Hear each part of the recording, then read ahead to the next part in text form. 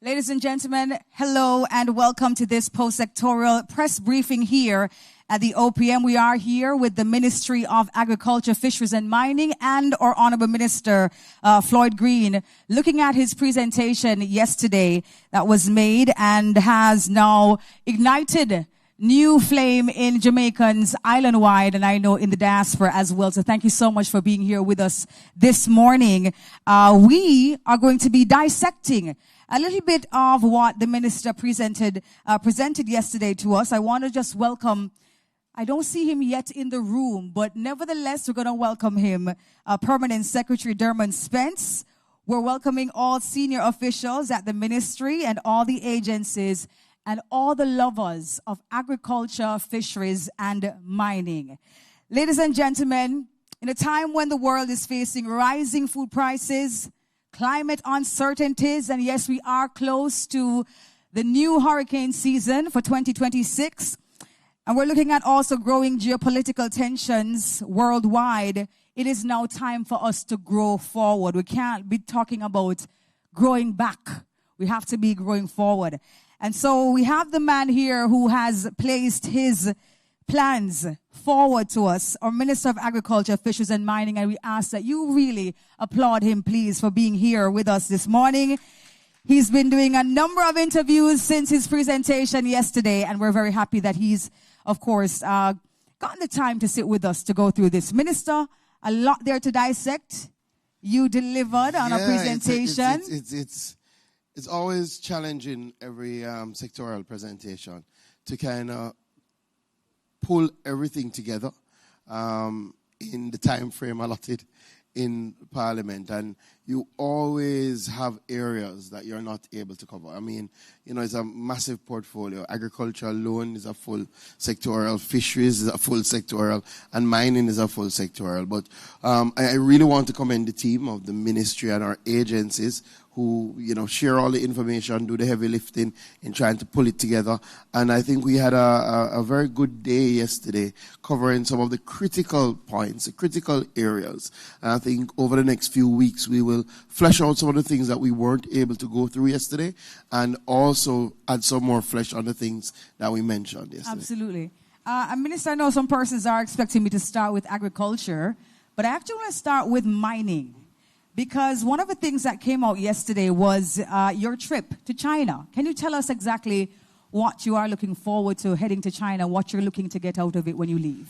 So the trip to China will cover a number of different areas, but our fundamental priority is to go and sit with JISTV. JISTV is the owner of our largest alumina plant in Jamaica, Alpat, JISTV Alpat, which, as everybody knows, has been closed for a while now. Bought it, started it, got it going, and then when COVID came, unfortunately, it became shuttered.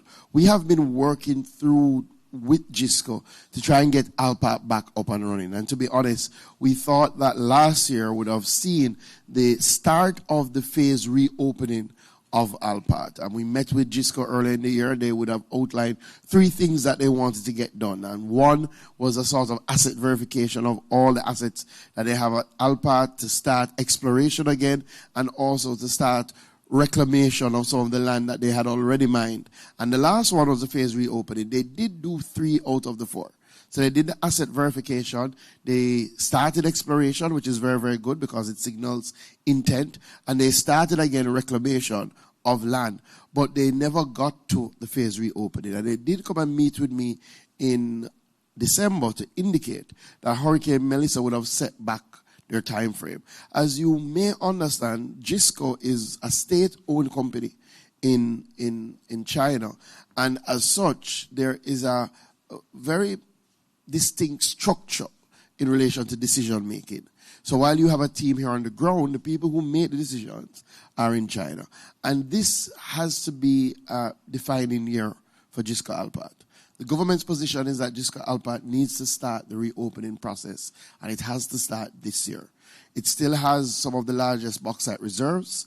The entire economy of St. Elizabeth and Jamaica, especially in keeping with the recovery, is depending on mining and alumina mining. We see what's happening worldwide with the price of aluminum and just the drive for these critical elements. So we're going to go to China to meet with JISTV, to meet with the owners of the plant, and to get some definitive word from them regarding reopening. And then, depending on how those discussions go, the government will have to make some decisions. Clearly, while we're there, it's a long trip. We have other companies like Pan Caribbean Sugar, which is a Chinese company, Complant, which is in charge of the Frome Sugar Factory. You know, they have been having some challenges. We plan to sit with them. And clearly, we're also going to take the opportunity to engage the Ministry of Agriculture over there, so that we can look at deeper partnerships in relation to our agricultural sector. Yeah. One of the things as well yesterday you mentioned, and I think for persons who grew up in the rural parts of Jamaica, is the value that has been discovered in our red mud. Yeah, it's something that we've known and spoken about for a long time, but it's nothing that we've been able to truly action.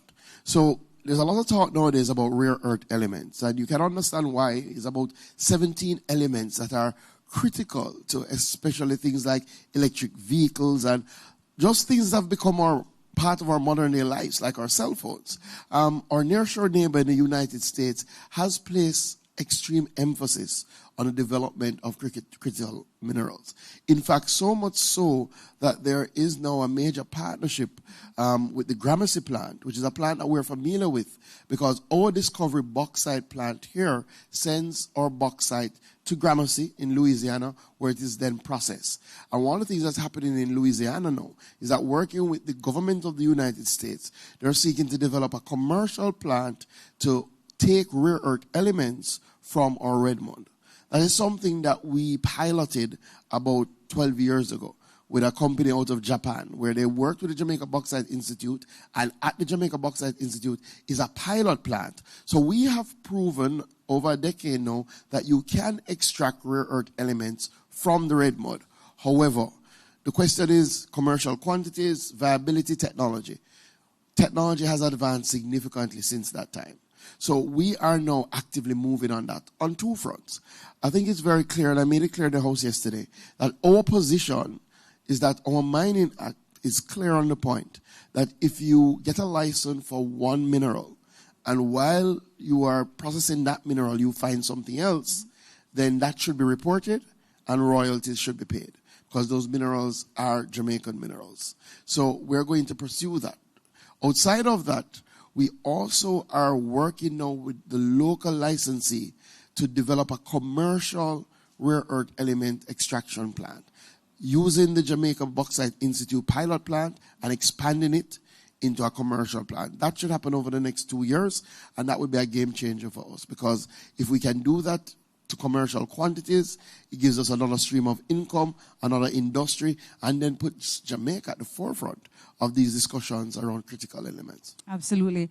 And I know that there are a number of representatives here from different news stations who will have questions later on. So we're going to keep things moving along. We're going to be heading into fisheries, because that was another part of the presentation yesterday that a lot of persons were surprised as to the scale of the ambition when it concerned fisheries and what we have been doing even since Hurricane Melissa. Yeah, our fisheries sector, has been getting a lot of attention. And I have to commend the NFA. One of the things that we did a few years ago that people may take for granted was to move from a division of the ministry to an authority. And we have more than tripled the number of human resources at the NFA, right? And that is because we're taking our fisheries sector very seriously. And on a whole host of things. I mean, we're building out a new hatchery that we expect to finish, and this is for tilapia. So all our freshwater fish farmers, one of the big challenges in that industry is their ability to get fry. So we've been on this project. We had some delays. We're going to finish it this year. We have about 200 million to finish that project, and that will increase our ability to provide tilapia stock almost fivefold. But outside of that, some exciting things are happening. Freshwater prawn. A lot of us love our shrimp, we love our prawn. We want to grow that commercially, and we've started. So we now have a commercial freshwater prawn hatchery at the NFA. In fact, last year we sold 147,000 post-larvae out into 12 commercial farmers, 32 backyard farmers. They are now growing that prawn and selling into the market space. And we plan to expand that this year. Outside of that, we've been taking things like sea moss farming. Yes, sea moss farming, where we're planting sea moss out in the sea so that we can harvest it commercially, taking that more seriously. We've trained people in planting, harvesting, and we're seeing the numbers go up. Same thing with oysters, right? I told a story yesterday about our oyster farmers in Hanover and Westmoreland suffered a major loss with Hurricane Melissa, but we're helping them to get back up. But probably our most exciting project is our cage project, right? We have a vast amount of sea. We consume significant amount of seafood. Unfortunately, a lot of that is imported. So we have to fix that. We are now growing snapper in the sea in cages, right? And we just did a pilot, and this is something that's happening all over the world. We are the first in the English-speaking Caribbean to get it done, but it's happening all over the world. If you look in Asia, that's the way of the world now. So we had to try it. We had to pilot it. It is working. Now we're looking to commercialize it. So if you're looking for something to invest in, come speak to the NFA. Yeah, let's talk about as well the kind of support given to the fishers to go further, out at sea to expand the offerings. Our fishers have gone through a lot. I'll say that. Hurricane Melissa was a significant blow to our fisheries sector. Over 3,000 boats that have been damaged. And we have been working with our fishers to get them back out there. We've been distributing fish wire. We've been doing a boat and engine project. I want our fishers to know that we're going to do more. Right? It is a process. It is a journey. And we are step by step trying to reach more fishers. But one of the big things that we're doing is teaching our fishers how to go further out. Because everything is out there. The tuna is out there. The marlin is out there. The mahi-mahi is out there. And right now we're not capitalizing on that enough. So we've trained 320 fishers to go further out. And we are seeing the results of that. I mean, I'm in the groups, Debbie. And you see they're posting the tuna, you see they're posting the marlin. What we have to do, and we're planning to do this year, is help them with the management of that. Because how you manage these pelagic species, especially to keep them fresh, and that's what the market is looking for, is important. So we have to, for example, outlay all our fishing beaches with ice. Something as basic as that, but with the capacity to never be out of that. So we're going to go on a program for that this year. Yeah. And how have you been managing as well the restrictions, for the seasonal offerings as well, the lobsters, etc.?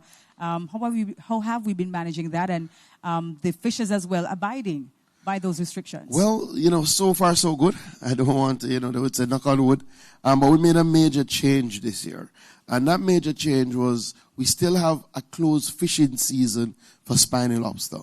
But ultimately, once you had fish during the open season, once you had declared, once we had checked that you had it, then you can trade in it during the closed season. It means that people can consume lobster all year round, but under that stipulation. You have to have declared it. You have to be traded with somebody who is a declarant. And I want people to know, if you have not followed that, and you're trying to beat the system by still selling lobster, our enforcement team is going to find you. You're going to be charged. You're going to be put before the court. Because we take it very seriously. But so far, it has been going extremely well. And what it means is that regular Jamaicans can have access to lobster. Our hospitality sector can have access to lobster even in the closed season. So we're monitoring it, but it's going well so far. Yeah, Jamaicans are still a little hesitant when it comes to choosing tilapia.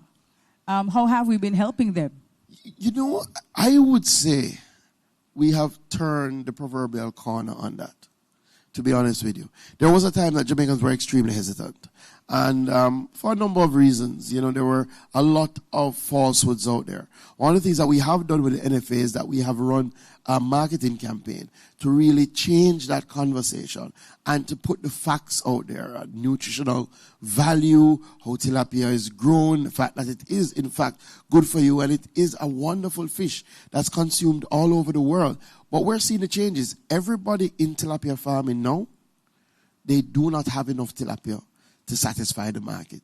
And anecdotally, I always tell people, once you see tilapia reach a dance, I'm on a roast tilapia and everything there, it means it has gotten into the Jamaican subculture, right? And that's what's happening now. So we're very, very happy for that because, again, we look at all that's happening in the world. You spoke about that. We have to consistently think about how will we feed ourselves? What are we going to consume? if everything starts to get extremely expensive, if you have to depend more on your own resources, aquaculture is the answer. So growing your own fish and having that to satisfy your protein needs is the answer. Absolutely. And do we have an idea of the amount of fishers now that have structured their operation, registered, now a part of the system, can be now accounted for? Do we have a number of that? Let me tell you one of the success stories, and I was happy to be able to share it yesterday. Because sometimes when you implement changes, you probably don't update to say whether it's working or not, or you don't assess.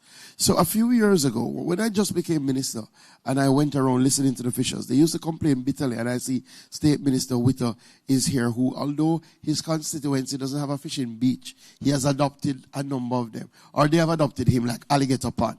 They treat with him like he's their member of parliament. The fishers used to complain bitterly about how long it would take them to get their licenses, whether they were new or whether they were renewing their applications. So with the help of the Ministry of Finance and the Transformation Unit, we fully digitized that service for them to be able to literally stay at their fishing beach and apply for their license, apply for their renewal. And we're seeing a great uptake. We used to have about 20% renewal rate. We're now above 50%. And these people are using the IRIFIN's platform.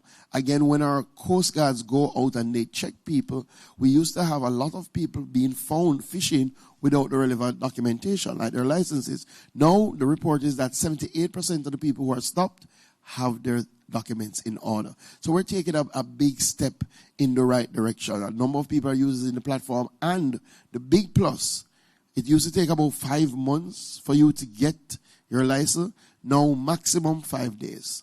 Right? Maximum. And you order it online, you pay, and we send it out to the office and you collect it. Simple as that. So we are seeing those positive steps. And again, one of the things that I would have announced in Parliament yesterday is that we're taking a major move come September. Clearly, under our Fisheries Act, there are a number of offenses, right? And we don't want anybody to commit these offenses, but we are also changing how we treat with these offenses, some of them. So a couple of offenses will now come under a process where our fishers will be able to be ticketed for the offense instead of automatically summoned to go to court, right? So clearly, you commit the offense, you get a ticket, you can pay the ticket, and then you move on, hopefully not to commit again, right? But instead of taking the fisher out, clogging up the courts with that matter, we can treat with a number of those matters. So come September, work with the Ministry of National Security, the NFA, and our TAJ, we should have that system operationalized. And as we head into another hurricane season, how are we preparing our fishers? Every time I hear about the hurricane season, but I guess now I see it as you have said it. It's not something to fear, it's something to prepare for, right? And I really want to commend our fishers. We saw a big change with Hurricane Melissa, where a number of them heeded the warnings and brought in their boats very early. And even though so many boats were damaged, it could have been much worse. Much more people could be lost at sea. So we have already started the preparation. Clearly, we are now building out infrastructure and trying to build back infrastructure, but building that back better than before. So that, one of the realities we have in fisheries is that a lot of our infrastructure is by the sea. So we have to look at our designs. We have to look at the setback. We have to ensure that when we build these back, that they can withstand what we are seeing now, these weather events with these massive storm surges. Again, we're doing significant training. We've set up a radio system where we communicate with our fishers. We want more of them to have their GPS, to have their safety gear, to do the safety at sea training. That is something that we're now institutionalized in the NFA. So we are preparing for the next hurricane season. We hope it will be a very easy season, but regardless, we're preparing. Absolutely. If persons are just joining us, thank you so much for doing so. We are here with our Honourable Minister of Agriculture, Fisheries and Mining, the Honourable Floyd Green. We have just completed our discussion talking about fisheries and also on mining as we're now crossing over into agriculture. And Minister, one of the things that I think a lot of persons were excited about was not just a 3-year plan or even a 5-year plan, but a 10-year national agricultural development plan, something you said the Most Honorable Prime Minister asked you to really prioritize. And now you're saying you have a draft for it. Yeah, I wouldn't say ask, I would say directed. Okay. Because when the Prime Minister asks is a direction to action. No, you know, it's in keeping with the Prime Minister's approach to the future of Jamaica. He believes that we have to plan the future of Jamaica. And we have to take longer term plans to ensure that everybody can see the direction we're heading in. People can make their decisions based on that direction. We can mobilize the private sector around that direction. And this is why our agricultural development plan is so important. And many people have spoken about it. I mean, there have been editorials saying that agriculture needs a long-term, at least a 2-term plan, so that it spans a term of government, right? So that everybody coalesces around the direction. So we got some support from the FAA to bring in the FAO, to bring in a consultant to work with us to pull together our ideas. So I want everybody to be clear. Yeah. This is our plan. This is Jamaica's plan. And the FAO is just providing technical support to streamline our thoughts, processes, and idea. We would have had consultations, we would have had workshops, and now we have a draft 10-year national development plan. And when I sat with the team, we said, let us not move from draft to finalizing the plan without allowing our stakeholders to be able to comment on it, to give their feedback, because again, this is a Jamaica plan. So we have posted the draft plan on our website.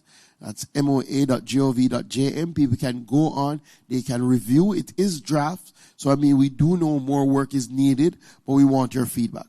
We're also going to have a workshop next week where we will bring in our main stakeholders, private sectors, the JIS, our farmers groups, that we will present the plan to them. And we're going to have one of our main representatives from the FAO for the region that will come in, and we will present the plan, we will go through it, and we will take their feedback and use that to finalize the plan. So we want to present this plan at the end of the second quarter of this, our new financial year, and then that will guide our direction. Yeah. And everybody will be able to look and say, this is the direction that agriculture is headed in Jamaica. I know you say it's a draft plan, Minister, and I know you probably can't go into everything, but could you just highlight some of the things that we'll definitely see if we go on there to look at it? No, so it does look at most of our challenges. You know, one of the things, the challenges in agriculture are fairly clear, right? But the plans pulls it together under various themes. And I think that is the structure of it is something that I like. So whether we're talking about resilience, whether we're talking about efficient production systems, you will see four major themes that are brought out through the plan. But it will also deal with cross-cutting elements like research, like technology, like biodiversity, like the agricultural workforce. What are we going to do over the next 10 years to ensure that we have labor needed for agriculture, or to ensure that we have the equipment, the technology needed to drive modern agriculture in Jamaica? So the plan confronts those issues and outlines a strategy towards treating with them. So I won't say any more because I want people to go and not to just browse through it, to read through the plan and give us your ideas. It's on the ministry's website. It's on the ministry's website. Right. And you can email us. We have an email, nadp@moa.gov.jm, that you can send us your feedback and we will take that into account. And I'm very happy that you mentioned the technology because, you know, traditionally we have a mindset, we have a perspective as to how it is that agriculture and farming should look like, how it should operate. But we are moving forward and we are going forward in an advancing world. And the implementation now of technology support, AI, etc., to maximize production. How are we, you know, positioning ourselves as a developing country to be a part of that transformation globally? I think one of the things that you will see more and more of is the infusion of technology. And I have to commend the RADA team that has been very bullish on this. So, you know, a year or so ago, we spoke about the RADA mobile app. If you have not downloaded the RADA mobile application, do it now. It has significant information, whether you are a commercial farmer or you are a backyard gardener. right? You can get information. Plus, for farmers who are listening, you can literally on the app now apply for benefits. And you know what that does, Debbie? That gives us the opportunity to track what is happening. So we can say, Farmer John Doe applied on this date. Was he responded to? Did he get those benefits? What's the follow-up? We now have, I'm going to call it a paper trail, but we now have a technology trail of that. So that's important. But I was able to announce yesterday some innovative tools that we're coming with. So one is about production, right? And we're going to use the data that we have out there to, and not going to, we've created, through RADA, created a tool where we can map production, which will allow farmers to literally be able to go on and to see how many people in their area planting tomato, how many people in the parish, how many people in the country, so that before you plant tomato and then you come into the glut, and not only how many people, what stage of production are there. And then it will also be an AI-driven tool that we can use to forecast so we can better plan our distribution channels. So that's one. We're also working with enhancing our agricultural marketing systems. You know, price is always an issue. People want to know what is the price out there. We have a JAMaica system. We're elevated that with a logistics mapping. Again, another platform that we will put out to the public so you can literally go on and see what price are things being traded at where. So you can use that to make better decisions. And the MPs were very excited when I unveiled to them yesterday that MPs will now have a tool that they can see what is happening in their constituency. They can send in their beneficiary listings. They can literally send a message to their parish manager. They can look at the farm roads in their constituency. Which one is in need of repair? How much farmers does it serve? Which one was recently repaired? How much kilometers was done? So that ultimately we're using these tools so people can make better decisions all over. Absolutely. You've also mentioned yesterday, but didn't manage to kind of go into it some more, the Caribbean Week of Agriculture and Jamaica's leadership role in hosting it here. When is it happening? What's going to be happening? What can people expect? Yeah, so one of the big announcements that we saved for today is that Jamaica is hosting the 20th staging of the Caribbean Week of Agriculture. And that would be from September 27 to October 2, right here in Jamaica. The Caribbean Week of Agriculture is the critical event around agriculture in the region. It's where policymakers gather. It's what shapes the agenda on a regional basis. We look at things like our 25 by 25 plus 5, reducing extra-regional imports into the CARICOM region, and we make those plans there. And Jamaica continues to be a leader in regional agriculture. And this gives us an opportunity to really showcase that leadership. So we're going to invite the entire region. We expect to have a bumper crowd. We expect to have basically all the ministers of agriculture from across the region. We'll be hosting them here. And we're looking for people to come and partner. Now is the time for people to partner with us, reach out to us, because we want to show the world a good time. Yeah, I'm sure that agro-processing will be a big part of the agenda there, because strengthening Jamaica in that regard is very important as we continue to build forward, right? Absolutely. Agro-processing is a fundamental direction for us. In fact, you talk about the plan, it's one of the areas that the plan speaks about. And we have to do more. We have to do more to sow those seeds in people. We have to do more to help our agro-processors expand. And that's why the government is building out agro-processing space. Not for the government to operate, but so that our private sector can come in and operate these spaces and expand what they do. That's why the government is trying to work through Agro-Invest Corporation to provide more space for our agro-processors to build out. And we're seeing some good responses, like Walker's Wood, who are now as a part of our Panassus Agro Park, CB Group expanding and committed $1 billion in poultry and in pork, and looking to set up some infrastructure on the agri-parks. We want to do more of that. But at the base level, RADA has to get more involved. And it's something I've said to the team. We have RADA incubators. We want to upgrade those incubators so that people can really go to our incubator. You will have the necessary equipment. And if you have an idea, Debbie, you want to do some recipe formulation, you want to do some small manufacturing, processing, you can do it there. And then we have an agri-mart that can also help sell your products. So we're giving you the throughput. But the other thing that I've said to the RADA team, and for our fast food chains who are listening, and for agro-processors who are listening, the home economics unit of RADA have developed a lot of recipes. Because every time there's a glut, they come up with a new recipe to utilize that product. I've said to the team, why aren't we commercializing these recipes? Why don't we bring in our fast food chains and say, look, yesterday at Parliament they had Irish potato punch. People say, Irish potato punch, it was phenomenal. Nothing was left. But doing it at that small scale doesn't help. If we can get one of our fast food outlets to take this as a menu item and then have that throughput, or an agro-processor to make this into a drink that is then sold on the market, that will go a far way in moving excess produce and also driving agro-processing. So we are going to take a holistic approach to treat with agro-processing, and we're going to have a lot of that on display at the Caribbean Week of Agriculture, because when it comes to agro-processing, Jamaica is the leader of the region in that. Really? We are. We are. We are. Our sauces have taken over the world, right? Just look at what has happened, whether it be Spur Tree Walkers with Grace, right? Just look at how we have started to infiltrate and dominate the shelves in the United States and across the region. Look at what we're doing now in value addition in relation to our poultry, our wings, our nuggets, those things that are done here in Jamaica and are now all over the Caribbean. We are.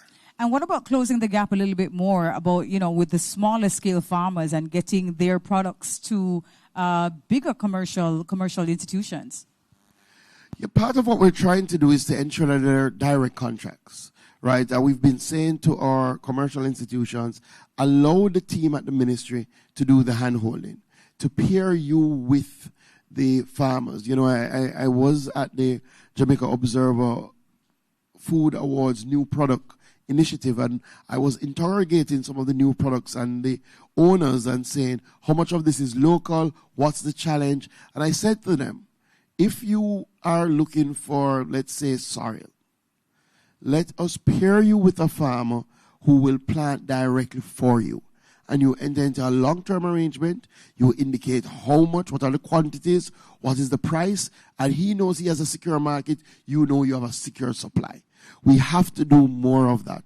And we want more of our small farmers to plant to our market, not to plant and then wonder where the market is.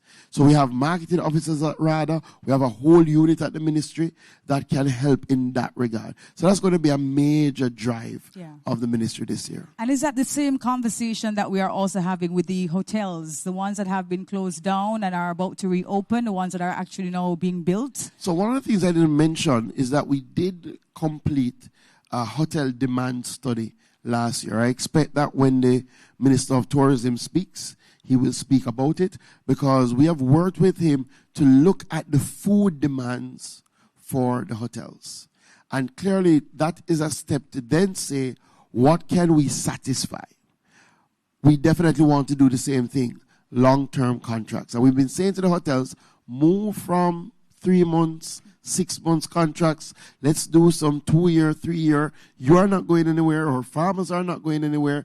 It gives us the ability to plan better, to be more bankable, to be able to get the financing needed to drive the production and get the economies of scale to serve you better. So I know the Minister of Tourism has been speaking about the Local First initiative. I know he'll talk more about it in his sectoral. We're working together on that. Love that. Love that. Minister, you spoke about 95 greenhouses yesterday, and you also mentioned about the agri-parks as well and what's been happening, even with persons who they would have received or they would have gotten inside the parks. They have not been utilizing the space. What's been happening there?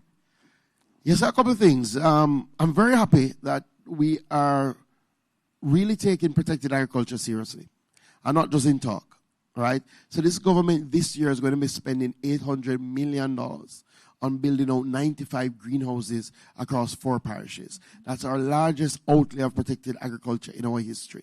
So places like Mucko and Clarendon, I know you are very passionate about Clarendon. Clarendon for sure, right? sir. St. Anne, South Manchester, St. Catherine, all of those areas are going to have greenhouses, right? So we're very excited about that. But outside of that, it's all about stabilizing production. So our agri-parks are critical to that. So we have, as a government, set a target that we're going to have at least 1 agri-park per parish. And I was happy to be able to update the House that the Agri-Invest Corporation is actively working on this, and we're making some moves. So already in St. Mary, we've identified where the agri-park will be. New Pen, we already have a well that has been dug in that agri-park through the NIC. We're now working on the pressurized designs. So that will be one of our agri-parks. In Portland, we have a production zone that's what we're going to transform into agri-park. So that's Lower Later.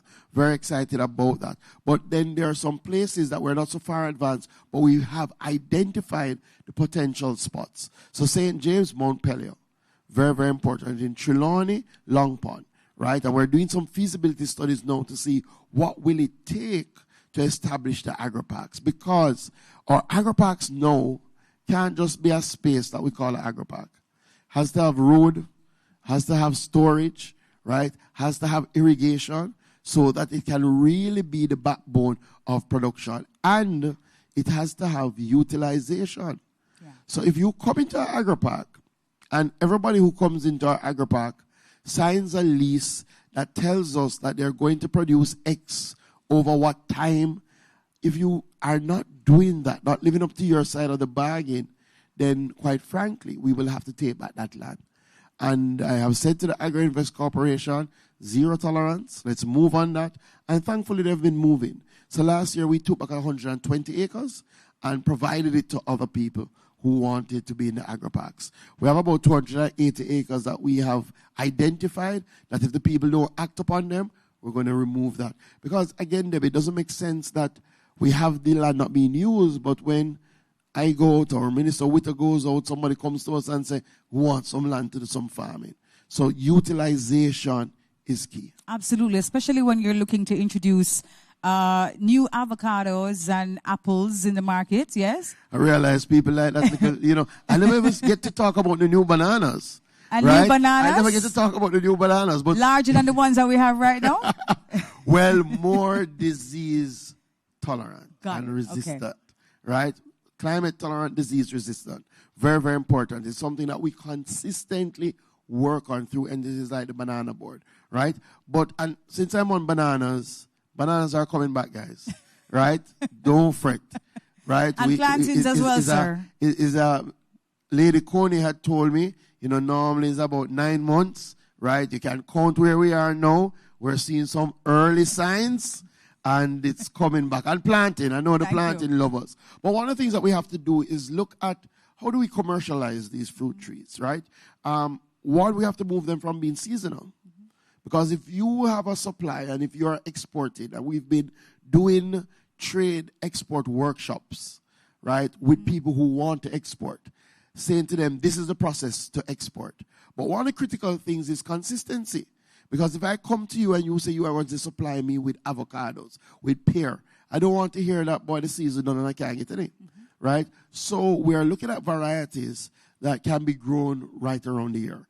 The Haas variety is the most popular variety in the world, something that we're now looking to grow out. And we have 3 other varieties, and I want to thank the Trees That Feed Foundation. They made that connection with DOMREP. We sent a team to the DOMREP just to look at their processes to bring back the planting material. Now we're growing that out. The other one that we're very excited about is a young lady started some work in our agri-park with apple variety from Kenya, the Wambuga apple. Now, if you look at it, you would think it's what we call the American apple, right? But we know the American apple doesn't grow in this climate properly. So the Wambugo is the answer. So again, we're looking at these things. We're looking to build them out so that we can, again, substitute some of what we import and also tap into what would be a ready-made export market if we were to get this at scale. And that's why I'm saying we are going to be focusing a lot on fruit trees. We want to do 3,000 acres by 2035. We want to ensure that every single household in Jamaica has at least one fruit tree by 2033. Those are things that we are serious about because, again, it's very important for our food security and also just for resources. Ackee, coconut, breadfruit, all of these things can make millions, are making millions.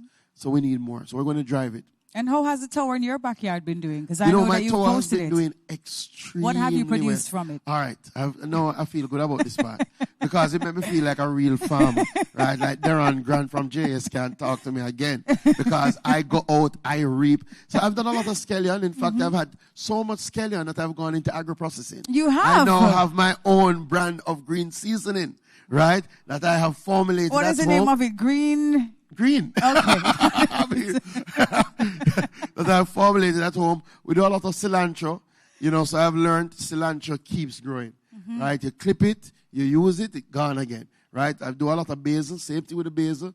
Basil is good. We do a lot of lettuce, right? So it's more green leafy vegetables. I've tried some things, it hasn't worked, right? Because you have to experiment and see how it works out. Some of them don't work, but so far it has been going very, very well. And, I've always said to people, backyard gardening gives you a different appreciation of farmers. So we will always have a backyard gardening program, if only for that basis. Because when you go out to purchase now, and you're purchasing local, you appreciate more what farmers go through to bring their crops to fruition. So we're going to be distributing 5,000 backyard gardening kits this year. One, clearly to have people ensure that they're planting a little bit of what they consume, but also so they get a great appreciation of our agriculture sector. And I would say to people, try out the aeroponic towers. Why I love it is because it's easy, right? So if you don't have a lot of time, it's literally plug and play, right? Plug it in, and it hasn't done a lot on the electricity bill at all. Right, so that's another thing that I look out for. Right, so it's so far so good. So far, so I'm good. very happy you mentioned that, Minister, because I think about all the buildings, the real estate that's going up around the urban spaces. Shouldn't that be a part of what's mandated? Have a small green area. Well, definitely green areas, but it's Jamaica. It's very difficult oftentimes to mandate, right? You have to have significant buy-in before you mandate, right? Definitely the green spaces is something that I know that at the developmental level and the approval level, they have already said you have to have green spaces in your development. But on the agricultural side, what we're trying to do is to bring these technologies to market. The private sector is bringing them to market. We just bring them to light. Now we have multiple players in the aeroponic space, right? And to show it how it can work, and to give you the technical capacity to work with it. The beauty, the first tower farm that I visited is here in Kingston, right? In Jamaica a Towers. regular community that you wouldn't know that they're doing high-level farming where they're supplying supermarkets from what they grow in not even a quarter acre, Absolutely. not even 1/8, right? So we are showing that these things can work. So you're right. And I think more companies in their spaces need to look at how can you set up some towers on your roof?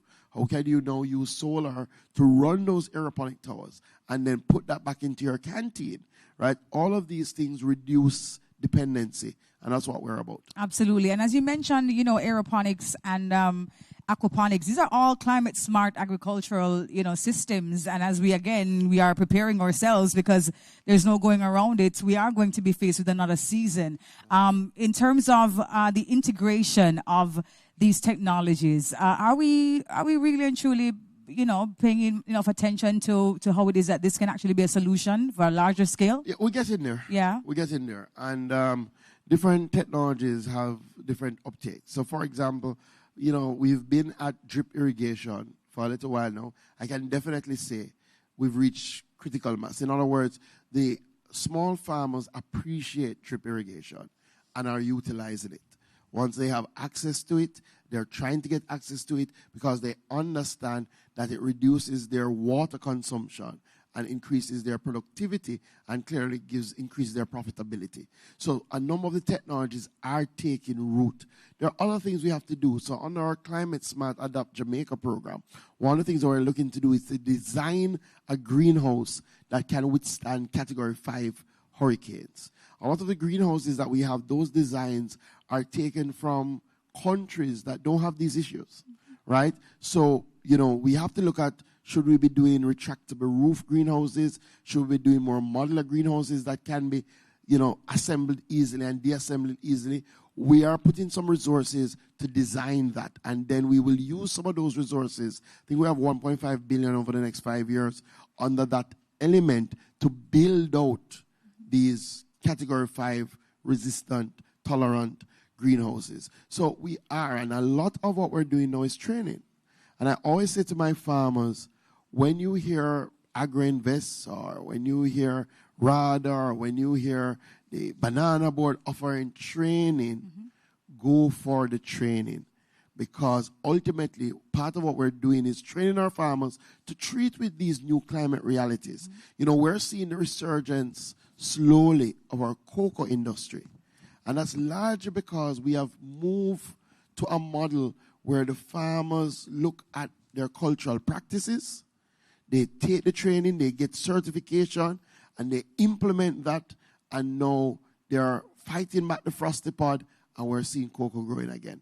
And that's important for our chocolate industry. So, yes, we are trying to ensure that we institutionalize these climate-smart methodologies with our farmers. Yeah, you mentioned drip irrigation, sir, and I know irrigation overall has just been a concern for many Jamaicans. I mean, how are we going to be strengthening that? It's probably the biggest success of this government on the agricultural side, what we've done in terms of our outlay for irrigation. But we still have a lot to do. But we've spent billions of dollars building out irrigation systems like Parnassus, which was Sugarland, 700 acres that we've now transformed into an agri-park that now has irrigation. We're doing that also with Amity and Bridgepen, another basically 800 acres that we're going to be transforming again in irrigation. And Essex Valley, I got a wonderful video yesterday when I finished my presentation. That was the highlight. When I sat down, they showed me that they have put in the pump and the water is now flowing. Right? So at least one of the wells now, we're seeing the water come out.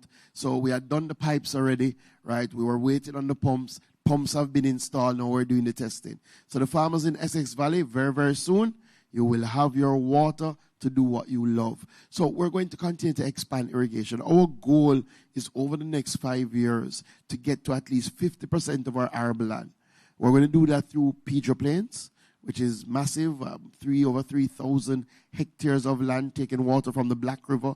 We have some resources to continue that work this year. A lot of the work now is behind the scenes to prepare for when we will go into the heavy infrastructure, laying of the pipes. So that work is happening now. We're going to be doing 4 small irrigation that will cover about 2,000 hectares, including like New Pen, where we've dug the well. So irrigation is going to be a major drive of this government, because what the new climate has shown us is access to water is non-negotiable. And the other thing that I should mention, the National Irrigation Commission is also looking at new methodologies. Should we be really now looking at desalination as a methodology to get irrigation, or using grey water and doing the proper treatment to ensure that we have sufficient water? Because, yes, Debbie, we are the land of wood and water, but everybody is trying to use the water. We have to get more creative as we move forward. Absolutely. I could not close out this discussion this morning without asking about our bee farmers, because I think their importance really came to the fore after Melissa, especially in the West. All over. Every time our bee farmers almost say I don't speak about them enough. And they're fundamental to our ecosystem. You need bees to have a excellent agricultural ecosystem. So definitely a number of them were displaced. In Hurricane Melissa, we provided some direct support We provided over 5,000 bags of bee sugar to our farmers, and I know they appreciated that because, again, to keep their bees alive, keep them working, very, very important. But we're going to be doing more. You know, we spent a lot of resources building out our apiculture unit at Bodles, ensuring the lab has the capacity to test for everything that affects our bees, and we're going to go on a rapid program to expand apiculture in Jamaica. So bee farmers, we're going to continue to support you. Very, very important. And for young people looking to get into apiculture, touch base with us. Yeah, and as you mentioned, young people, yesterday you announced scholarships as well for young people. Yeah. You know, it's an exciting time, you know. A lot of young people are coming into agriculture. And, I mean, we're seeing, you know, over the last few years, we've seen 4,000 additional youth register. Yesterday, we tabled our green paper of our youth policy, which will guide what we do about youth. And, again, I've come to appreciate in government, you need documentation. Because it's all good and well. One minister is here. We won't be here forever. So you have to have documents in place that will guide, that will provide structure. So the youth policy we're very proud about. We're going to be giving scholarships to the top boy and girl in each parish. The top agricultural student. We lose too much of our agricultural students. That's the reality. So you come across somebody in some other field, and they say, boy, you know, I was the best in my school in agriculture. And you're saying, but why are you in the bank? You know, come on, let's get back to agriculture. So we want to give them tertiary scholarships to go on to Case, go on to Ebony Park, to continue in agriculture so that we're keeping the best and the brightest as we expand agriculture. So that's big for us. Thank you so much, Minister. We're about to open the floor for questions. Before we do that, Minister, as you mentioned, documentation and the importance of being documented. I know something was asked of you last year about the help and the resources that are able to be accessed if you are not a registered farmer. We are advocating, as a registered farmer, we are advocating for persons to be registered. But let's talk about that, you know, about persons who may think that because they're not a registered farmer, there is no help to be accessed. So, you know, Debbie, you have to become registered. That's the long and short of it, right? I know there are a number of people who farm who are not registered. But more and more, unless we're able to prove that the support is going to somebody who is a farmer, and we can't just say, yes, this man farm. They're going to say, what is the proof? And the proof has to be registration. So I know sometimes in the past, farmers get frustrated. They don't think it makes sense. They say rather take too long. They say they go and they apply and they don't get the ID. Those are real issues that we're fixing. So we're making it easier. We now have a RADA Connect program where they go around the country, try to issue your IDs. We will do more of bringing your IDs back to you. We know time is money for our farmers, but you have to be registered. You also have to be registered because we are getting more serious on enforcement and on treaty with predatory larceny. And it is going to take registered farmers to trade and provide receipts so that we know that the man that we stop with whatever he's carrying is not a thief. How are we going to know? We can't just listen to a man and say, yeah, man, me go check Nigel and buy it from Nigel. That don't help, right? You will have to show some proof. So I'm saying to everybody, get registered. Plus, if you want to access financing, you know, farming is a business, and you have to do the preliminaries. So there's no excuse. Get registered. Thank you for that, sir. Again, there is no excuse. Please do get registered. Are there any questions on the floor? We'd like to allow for anyone who'd like to ask a question. Yes, we have one there. We ask that you just identify yourself for us, please, and where you are representing. Hi, good morning, everyone. My name is Sashana Small from the Gleaner. Minister, I have about 2 questions for you. In your presentation yesterday, you spoke about the Middle East conflict and how it is impacting our farmers here. But I want you to be a little more specific. Can you tell us if the closure of the Strait of Hormuz have had any impact on our ability to access fertilizers here in Jamaica? And secondly, I had spoken to some fishermen earlier, maybe last month, I believe, and they were complaining about the costs of fuel and how it is impacting their livelihood and how they had to, get creative in terms of going out less and so forth. So I want you to tell me if the ministry is seeing any impact on our fishers because of the Middle East conflict, and what the ministry is doing to help alleviate any such pressures. Yeah, so good questions. In relation to fertilizer, there isn't an access problem, right? So there has been no downturn in supply of fertilizer because of the conflicts. However, the reality is that the inputs that go into fertilizer are things that are traded on the world market, and the prices have gone up. So, for example, we've seen increases in nitrogen prices, we've seen increases in potassium prices, and that makes an impact. So while we have access, there has been increased price. And we have seen some of that being passed on to our farmers. In fact, we would have met with our major fertilizer supplier, and they have cauterized that as much as possible. So when we look at the extent of the increase on the world market, that has not yet been passed on to our farmers. So that is a positive thing thus far. But as the conflict goes on, it gets more difficult. So, for example, if the prices have gone up 40%, that hasn't been replicated here. Prices may have gone up by 10% here thus far. But that is something that we consistently work with our suppliers. The other thing that we work with our suppliers to do is to look at new formulations that can keep the price at a certain level. Our farmers are used to certain formulations with certain quantities of elements, yes? That is not necessarily the best formulation depending on what you're planting.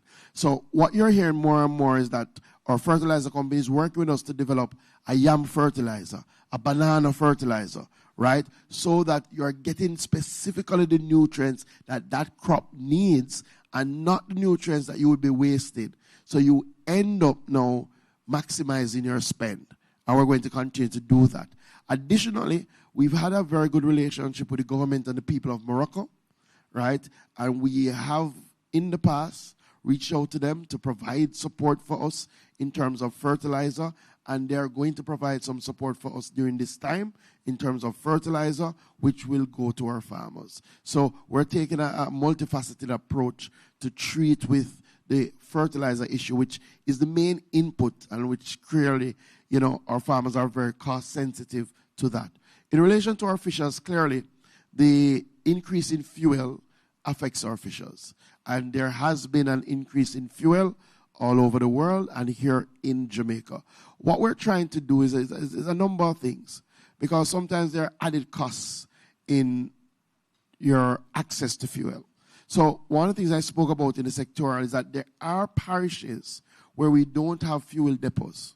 What it means is that the fisherman has to travel further, right, which puts an additional cost on getting fuel. So we're establishing fuel depots in those parishes, starting with Trelawney and Portland, and we're going to be looking at some novel solutions, including mobile solutions, right? So again, the closer you bring it to the fisherman, the cheaper it is because you don't have those transportation costs.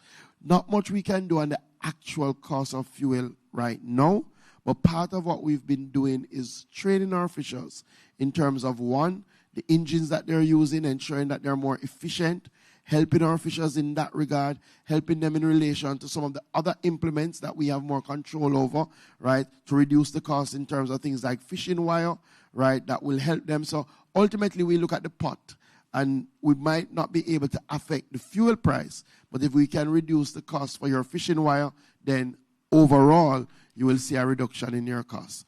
That's the approach that we're taking. Minister, do you have a timeline for the establishment of those depots that you mentioned?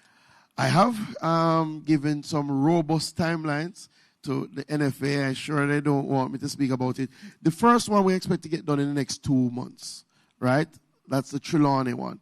If we are able to get all the paperwork done around the mobile solutions, I expect that over the next 6 months, we will roll those out. And that will be much easier. So I've said 2 because that is the base. But if we can get the mobile done, then we can do a lot more. Because then we don't have to think about parishes. We can think about fishing beaches that have a lot of fishers because you can bring it closer to source, right? So that's the time frame we're working on. Okay. All right. You have another question? Anyone? Anybody else have? Okay, we have a question there from, we'll come back to you. 1 second for us, please. We have a question there around the back, TVJ. Morning, Minister. There are 5,000 farmers to 1 RADA officers. What is the update to increase the officer island-wide? And another one, don't answer that one yet, sir. What is the status of the RADA offices 6 months after the hurricane? Yeah, two good questions. All right, one, what we're doing in relation to decrease the ratio is we're actually mobilizing assistant extension officers across almost all our parishes, right? We already have them on the establishment spaces for assistant extension officers. And what we're looking to do is in the areas where the ratio are the worst, where we have the most farmers to extension officers, to put those assistant extension officers in place to work with those farmers. That is until we can redo the RADA structure to get more extension services. The reality, however, is that we probably won't get to the 1 to 250 or 500. So we have to use the technology. If our farmers do things like download the RADA mobile app, then they can take a picture of the problem that they're having, send it to their extension officer, and get an update in real time. They can book an appointment with their extension officer. So instead of the extension showing up and you're not there or you're waiting, these mobile applications will help us to provide extension services without physically having an officer visit the farm. And we think that's very, very important in moving forward. So that's the approach that we're taking. The RADA offices, let me ask Mr. Edmondson, since he's here, in terms of the update on the RADA offices that were damaged in Hurricane Melissa. Come. We're having a microphone being delivered to. There you go. Go ahead, sir. Morning. So across parishes such as St. James, St. Elizabeth, some areas in Manchester, and St. Anne. St. Anne is around, say, 60% complete. St. James, 95% complete. In St. Elizabeth, our extension area office there is fully completed. And also part of Westmoreland, there's one office that was damaged that is fully complete. Another office that is around 40% completed. So that would take care of some of the major offices that were damaged. So there are some offices that we have not yet touched because of maybe we feel that we should prioritize these ones that we have worked on thus far. So in the near future, say this new financial year, we'll be touching some more of these offices.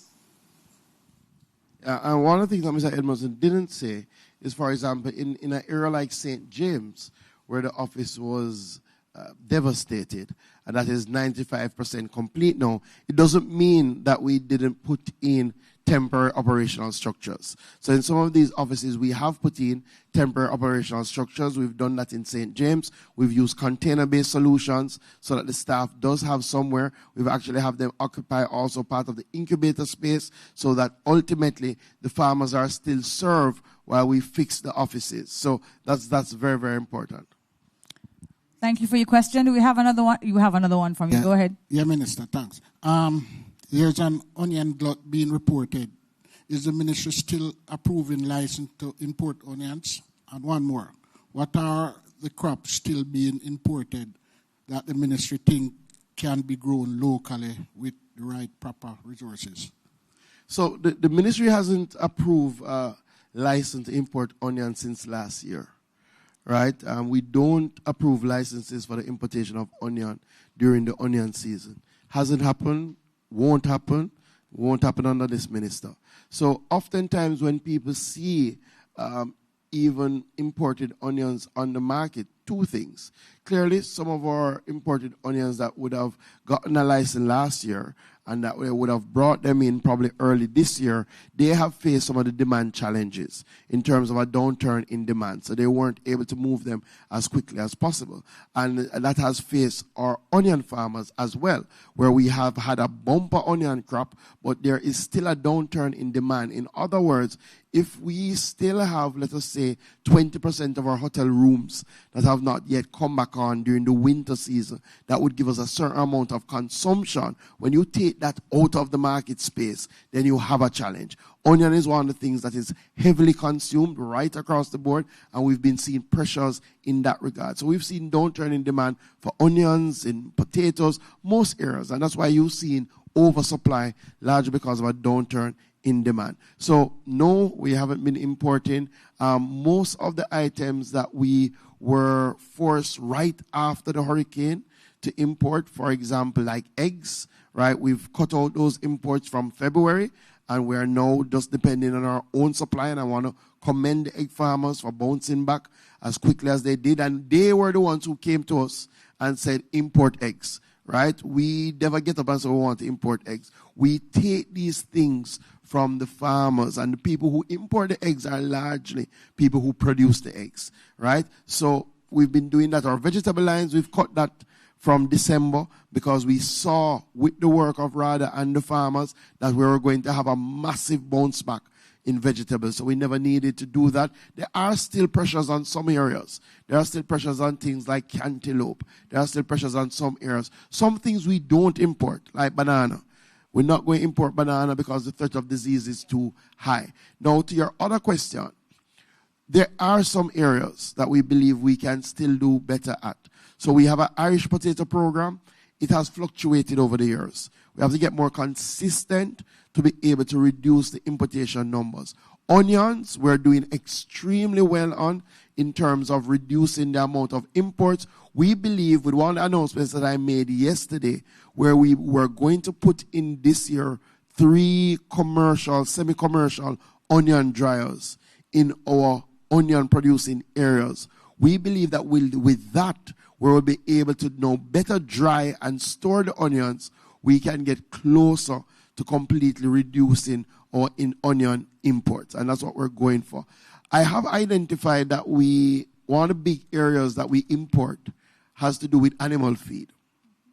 So oftentimes people say, boy, the food import bill is going up, but as we produce more chickens, right, we're going to import more animal feed, and it's going to drive up the food import bill because it's considered a part of the food import bill. We have to get more local production of some of those things. We've tried sorghum in the past, hasn't gone so well. There's a project now to look back at it to see if now with new technology, if it is possible to grow more of it. We also have to look at substitutes. What can we use locally to do more fish feed? We have a project with the NFA where we're looking at local substitute for fish feed. All those things are important. So I won't give you a one item. Is going to be a compendium of things that we will have to replace, small items, to really drive down our import bill. Thank you. Glenn, I do believe you had another question. And is there anyone else on the floor with a question? Anyone? All right, please go ahead. Okay. Good morning again. Minister, earlier in your presentation, you spoke about your trip to China to speak with JISTV and the potential reopening of Alpart. So I wanted to ask you, in these new negotiations that you'll be doing, how is the government going to ensure that these mining companies minimize against environmental degradation in the process? And, we've seen the impact this had on South Manchester, for example, and on farmers and so forth. So in these new negotiations, what responsibilities will the government, bestow on this company for land rehabilitation and so forth? Yeah, so, again, thank you. Very, very good question. right now there isn't necessarily need for new responsibilities. There's need to enforce the responsibilities on the books. And I've said to the Commissioner of Mines, we're taking a zero tolerance approach to the reclamation provisions that we have. Once you are completed mining, you're supposed to reclaim the land in a certain time frame. And to show you how serious we are, Alpat is not operating now. But because we've taken that zero tolerance approach, they had to start reclamation last year because they had a backlog of reclamation. And we've said to them, it has to be done. It is by law. It should have been done before. Whether you're operational or not, it has to be done. So we are taking that approach to all our mining companies. So you will see greater environmental stewardship in that regard. Additionally, we launched a Mining Matters application that allows citizens to, in real time, complain about any offenses that these mining companies are creating. It's literally an app that you download. You can file a complaint. Clearly, we can track the complaint. We can raise it with the mining company. We can tell you what is the outcome of that. So that really puts power at the fingertips of our community members to put these issues out there. Outside of that, we have developed modules to repurpose former bauxite lands. So one of the things that I probably never mentioned, a lot of the greenhouses that are going to be built on former bauxite mined lands. So we've developed a model that we started in Content in Manchester, land that was mined. And what we did in that instance, we said to the bauxite company, do not reclaim one of the pits. We're going to use that pit for water collection. So we put in a pond liner, collect the water, use that water as is harvested to drive the greenhouse. And we're doing that in all of these clusters for these 95 greenhouses. So the last part of what you said is to ensure that there is life after mining, that mining bauxite doesn't put an end to the land, right? That we can do other things with it so that we get a win-win, because ultimately we still need the US 612 million that we got from bauxite exports last year. We still need the investment of US 300 million that we got, and in terms of employment numbers from our mining industry. Right now, our mining industry is fundamental to our economic survival. So we have to find a way for them to do what they're supposed to do under the Act, right? For our citizens to be empowered through something like the Mining Mobile app, and also to repurpose bauxite lands to do other things. So we get a double bite of the cherry. Thank you, Minister. Thank you so much for that question. Do we have any other questions? Any other questions? If there are no other questions, Minister, as we wrap up, any last things you want to say? Well, one, I really want to thank our farmers. I want to thank our fishers. I want to thank our miners. We've been through a lot. The last 2 years have been extremely challenging at every level. But I think we have shown that we are truly the heart and soul of Jamaica. And we epitomize the Jamaican spirit that never say die, that once there is life, there is hope, that we will go again. The ministry that I try to lead has to lead in that spirit, right? And that's what we're doing. We're not retreating. We're not going back. We are growing forward. And we're ensuring that we enter into a new era of transformation and resilience. And we're now outlining a blueprint to create a better Jamaica. We believe that through agriculture, if we are able to feed ourselves, through fisheries, where we're able to reduce our dependency on external supply, and through mining, where we do more value addition, that all of these things tap into the rural community. And if our rural communities do better, our country does better. And that's what we are about. So we are excited about the challenges. And I want to thank the team. It's not easy work. They come under a lot of pressure, right? And I want to thank them for continuing to drive this industry quietly and loudly And we still have a lot of work to do, but we will get it done. Absolutely. And we're hopeful and we are excited, in particular for the Caribbean Agriculture Conference that's coming up. Give us the dates again, and how can people participate or register? September 27 to October 2nd. Michelle, do you want to come and just quickly tell people how they can register to be a part of it? Well, even if we don't have all the information. Registration. So we're going to have the launch Okay. on the 21st of May. That's next week. We're going to have the official launch. But people who want to get involved early, there is space for exhibitors. There is space. So Michelle has a mic, sir. Okay. Michelle, sorry to put you on the spot. Director, we know you may not have all the information, but just enough. Go ahead, please. All right. Good morning, and thank you. Morning. As the minister would have mentioned, we are launching next week on the 21st at 1 p.m. The save the dates are out. For persons who are interested to participate, either as a participant, a representative of a government, or an exhibitor, or in any other form, I do believe the microphone is not on. The registration. There you go. Yes. Once we launch, we will launch the website as well. It will be the official website for CWA 2026, and all registration will take place on that platform. And who do we want to attend, Michelle? We want every agricultural stakeholder to attend. Once you have an influence on agricultural development across the space, you're a farmer, you're a fisher, you are a policymaker, all stakeholders, we are inviting to attend with us. Investors particularly, as we call for increased investment in the space. Yes. All right. Thank you so much. Ladies and gentlemen, that brings us to the end of the formalities. Put your hands together, please, for Honorable Minister. Minister, congratulations on another presentation, sir. We are hopeful. We look forward to, of course, growing forward here in Jamaica with our agriculture, fisheries, and mining sector. Ladies and gentlemen, as we've had a very good chat with our minister, we thank you for being a very attentive audience. And so we have a very special treat for you. We have a performer in the house. Her name is Miss Jamaica Johnson, and she's going to be singing for us today. So without further ado, I ask that you please put your hands together. Let's welcome her to this space.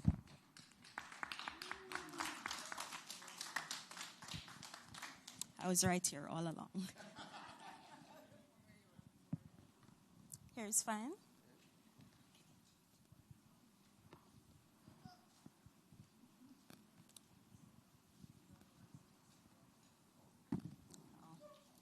Thank you.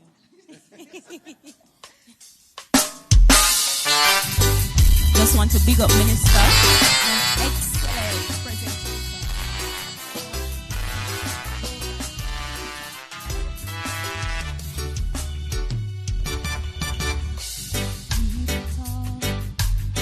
That's what they do. They don't understand. Hold still and push and go through. Yes, they call me names, but they don't understand. When them see me, I hold my head up just the same. Me no see them when them keep on talking. Yeah, me no see them, me just keep on walking. I've got my pride. Me not go show no bad side. So when them see we as a big pushover, them see me laughing, me not go keel over. Oh no, not I and I will survive. Never let them get you down. Never let them see you frown. Never let them take away your liberty. Live your life and be free. Never let them get you down. Never let them see you frown. Never let them lead you astray. Starting today, live your life and live it your way. When you go through heartaches, and when you're feeling pain, when you end up in a desert, and I wonder why the hell in a rain, they call you names. They think you weak, but you not blunder. But mine, I let your business asunder. Don't give them that power. Show them you can be stronger. Take up yourself and not make them a wonder. How you get up when they might try keep you under. don't believe their lies. Never let them get you down. Never let them see you frown. Never let them take away your liberty. Live your life and be free. Never let them get you down. Never let them see you frown. Never let them take away your liberty. Live your life and be free. 'Cause people talk, that's what they do.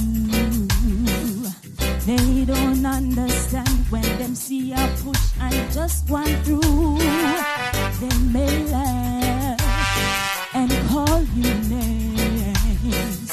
They just don't understand when them see you hold your head and go through.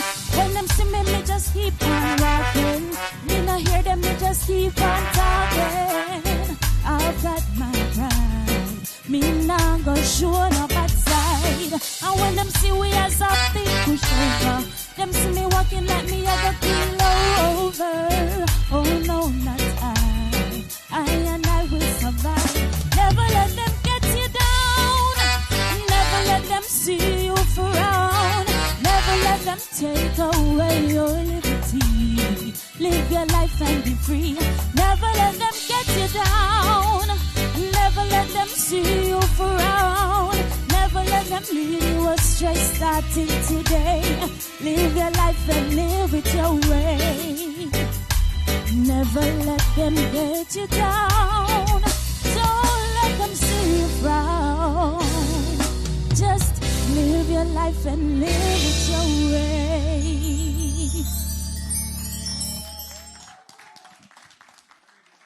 Oh, wow. Thank you so much, Jamaica. Reasons why we love being a Jamaican, right? Super talented people, and we do excellently. And Minister, what we want people to talk about is definitely the plans that you have outlined for our agriculture, fisheries, and mining sector. We have so much to look forward to. Ladies and gentlemen, we've come to the close of this morning's event.